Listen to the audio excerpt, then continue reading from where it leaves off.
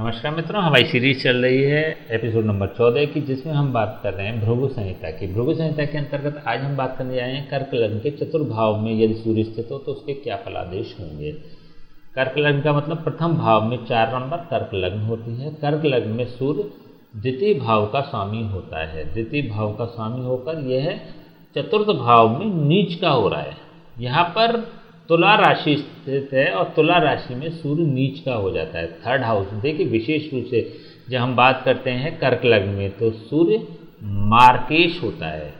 मार्केश होकर यह नीच का हो रहा है तो विशेष रूप से ये नेगेटिव बन जाता है।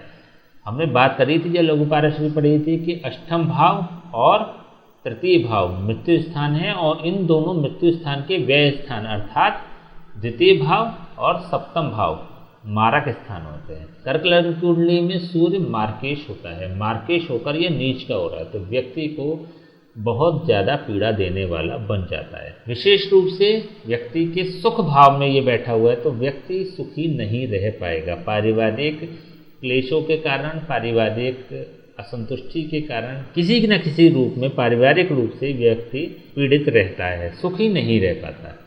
देखिए, द्वितीय भाव होता है धन का और द्वितीय भाव होता है कुटुंब का। धन और कुटुंब के मामले में भी अगर देखें तो यह सूर्य नीच का हो रहा है तो इसका मतलब पारिवारिक क्लेश भी हो सकते हैं और धन का अभाव भी हो सकता है। तो दोनों ही स्थितियों में सूर्य नेगेटिव फल प्रदान करने वाला होगा। देखिए, एक और विशेष बात अगर यहाँ बात करें कि सूर्य आत्मा का कारक होता है।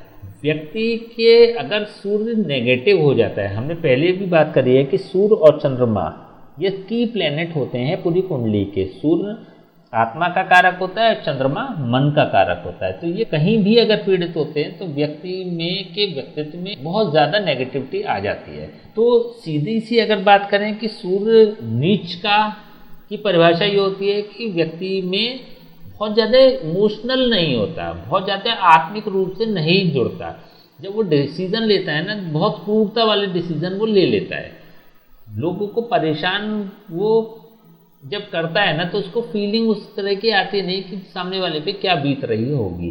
तो बहुत सारे जो डिसीज़न होते हैं ना व्यक्ति के बहुत नेगेटिव भी हो जाते हैं, बहुत नेगेटिव लेवल तक व्यक्ति चला जाता है क्योंकि आत्मा विशेष रूप से व्यक्ति की कार्य नहीं करती जब उसका सूर्य इफेक्टिव होता है।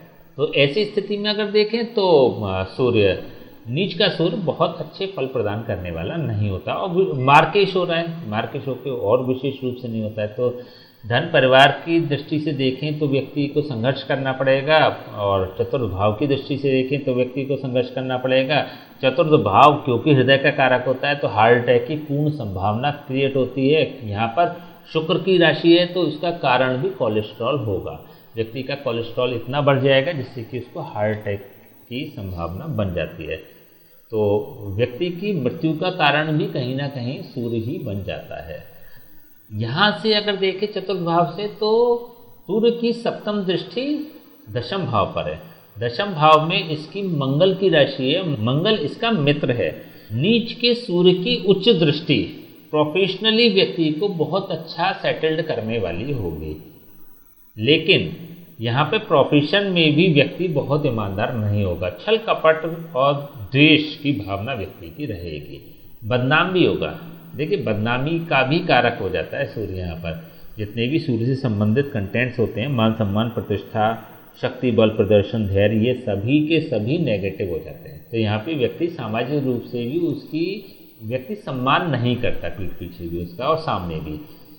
प्रोफेशनली भी जो उसकी इमेज होती है वो भी बहुत अच्छी नहीं होती। तो यहाँ पे सेटल तो हो जाएगा, कमा तो लेगा, लेकिन कमाने का उद्देश्य भी उसका छल कपट की भावना रहेगी। सूर्य नवम भाव, दशम भाव और लग्न भाव तीनों ही भावों का कारक होता है। नवम भाव से यह 8वें भाव पर स्थित है। 8वां भाव होता है मृत्यु भाव। मृत्यु भाव में स्थित होने के कारण यह नवम भाव के सापेक्ष अगर देखें तो व्यक्ति लकी नहीं होता, व्यक्ति को भाग्य का साथ नहीं मिलता। जैसे व्यक्ति के कर्म होते हैं वैसे व्यक्ति को भोगना पड़ता है। व्यक्ति संघर्ष करता है, बहुत संघर्षों के बाद व्यक्ति को चीज़ें मिलती हैं। तो अगर स्टार्टिंग में भी अगर देखें तो व्यक्ति का जीवन संघर्षशील रहता है। 22वें साल से संघर्ष शुरू हो जाता है। 44वें वर्ष तक तो विशेष रूप से रहता है, अथवा 22वें साल में संघर्ष वाला वर्ष होता है और 44वां साल भी संघर्ष वाला वर्ष होता है। कभी ऐसी भी स्थिति होती है कि देखिए 22वें साल से 7 वर्ष और 44वें वर्ष से 7 वर्ष की आयु व्यक्ति की संघर्ष वाली हो। तो इसमें से जो भी कैलकुलेशन आपको बेटर दिखाई देती है कुंडली के हिसाब से वो आप प्रेडिक्ट कर सकते हैं। तो विशेष रूप से अगर हम अभी बात करें तो 22वां वर्ष और 44वां वर्ष विशेष रूप से ये संघर्ष वाला दिखाई देता है। तो लक का भी बहुत ज़्यादा या भाग्य का भी बहुत ज़्यादा व्यक्ति को साथ नहीं मिल पाता। लग्न के सापेक्ष देखें तो यह अपने से चौथे स्थान पर स्थित है। चौथा स्थान होता है सुख भाव। तो व्यक्ति देखिए यहाँ पे जो सूर्य दिखा रहा है ना पूरी तरह से जो दिखाई देता है कि वह व्यक्ति का जो जीवन होता है वह कहीं ना कहीं सुख के इर्द गिर्द ही दिखाई दे रहा है। तो व्यक्ति के जीवन में सुख की कमी तो खूब दिखाई देती है, व्यक्ति सुखी नहीं रह पाता। पारिवारिक रूप से पत्नी की दृष्टि से, क्योंकि यहाँ पे तुला राशि भी है और तुला राशि पत्नी की होती है, या पत्नी ना कह के इस बात को कह सकते हैं जीवन साथी, क्योंकि कोई भी कुंडली महिला या पुरुष में से किसी की भी है तो उसके जीवन साथी से संबंधित उसको विशेष रूप से सुख प्राप्त नहीं होता। और चतुर्थ भाव पारिवारिक सुख का भी होता है, चतुर्थ भाव माता का भी होता है। देखिए माता की दृष्टि से भी देखें तो माता का भी सुख व्यक्ति को नहीं मिलता है। तो शुरू से ही अगर देखें तो सुख का तो जीवन में, संपूर्ण जीवन में, पूरे ही लाइफ में व्यक्ति को अभाव रहता ही है। तो इसमें सूर्य बहुत अच्छी पोजीशन में नहीं होता। चलिए अब इसके हम उपाय की बात कर लेते हैं। देखिए सबसे पहले तो इसमें एक उपाय ये काम कर सकता है, विशेष रूप से अगर खराब स्थिति हो रही तो रामबाण एक उपाय यह है कि गले में सूर्य का यंत्र धारण करें। जब गले में सूर्य का यंत्र धारण करेंगे तो यह प्रथम भाव को क्लिक करने लगेगा। चतुर्थ भाव से इसके कंटेंट्स खत्म होंगे, प्रथम भाव में पहुंचेंगे और यहाँ पर इसकी मित्र राशि है तो मित्र राशि में स्थित होकर ये पॉजिटिव हो जाएगा। दूसरी चीज क्या हो सकती है कि सूर्य के पदार्थ अर्थात गेहूं मंदिर में दान किए जाएं, जिससे कि ये 9th हाउस को क्लिक करने लगेगा। तो यहाँ पर 43 डेज रविवार से शुरू करके गेहूं मंदिर में देना शुरू करें। इन दोनों उपायों में से कोई उपाय कर सकते हैं। तीसरा उपाय, और किसी भी परिस्थिति में वो उपाय कर सकते हैं, किसी पंडित से बात करके जाप और हवन कराएं। सूर्य के स्वयं नहीं करने हैं, किसी पंडित से बात करके कराने। और समय अगर लाभ होता है तो इसको समय समय पे रिपीट कराते रहें, 3 महीने, 6 महीने, 1 साल, जैसा भी आपको उचित लगे, जो भी आपको संतुष्टि देने वाला हो। तो ऐसी स्थिति में धन की दृष्टि से भी, मार्केट की स्थिति से भी और सुख की दृष्टि से भी यह सूर्य पॉजिटिव फल प्रदान करने लगेगा। तो इन तीनों भी उपाय में से आप कोई सा भी उपाय चूज कर सकते हैं। विशेष रूप से पहले वाली जो हमने बात करी थी, यंत्र, सूर्य का यंत्र गले में धारण करता है, यह विशेष रूप से ये पॉजिटिव कार्य करने वाला होगा। ठीक है, तो आज हमने बात करी कर्क लग्न में सूर्य यदि चतुर्थ भाव में स्थित हो तो उसके क्या फलादेश होंगे। नेक्स्ट वीडियो में हम बात करेंगे सूर्य यदि पंचम भाव में कर्क लग्न में स्थित हो तो उसके क्या फलादेश होंगे। तब तक के लिए हमें आज्ञा दीजिए।